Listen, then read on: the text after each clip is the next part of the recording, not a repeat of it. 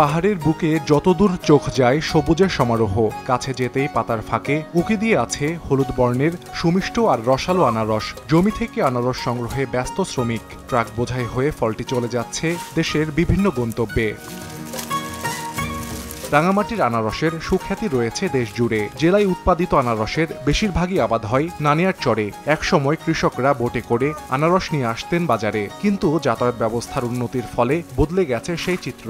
এখন ব্যবসায়ীরাই উপস্থিত হন বাগানে, দরদাম ঠিক করে সংগ্রহ করা হয় আনারস। বাগান থেকেই ট্রাকে লোড করে আনারসের চালান যাচ্ছে চট্টগ্রাম, কুমিল্লা, ঢাকা ও ময়মনসিংহ সহ দেশের বিভিন্ন স্থানে। এবছর তো সারের দাম বেশি, হয়তো তেমন বেশি লাভবান হতে পারবো না, হালকা কিছু হতে পারে। 9 টাকা 8 টাকা করে বিক্রি করি। আমরা যতটুকু খরচ করি কিন্তু তার মূল্য কিন্তু পাই না। সারাদিন যদি কাজ করলে হয়তো 1000, 1200 বা অর্ধ দিবস কাজ করলে বা 500, 600 এইরকম আর কি। সড়ক যোগাযোগ ভালো দেখে আমরা খেতে না গাড়ি ঢুকাইতে পারতেছি এবং মাল খেতে কাইটা নিয়ে পাহাড়ি দিয়া কাইটা গাড়ি উঠাইতেছি। মালটা নিতে পারছি দেখে খরচটা কম, কেয়ারি কম, এর দিকে একটু 2টা পয়সা পাইতেছি।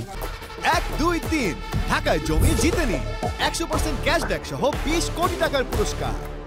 ভূপ্রকৃতি ও অনুকূল পরিবেশ থাকায় এবার আনারসের বাম্পার ফলন হয়েছে বলে জানায় কৃষি বিভাগ।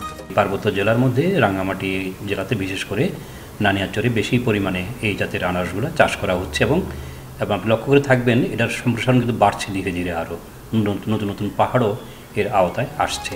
কৃষি বিভাগের তথ্য মতে চলতি বছর জেলায় 2550 হেক্টর জমিতে আনারস আবাদ হয়েছে।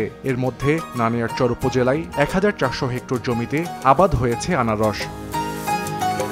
সময় সংবাদ, রাঙামাটি।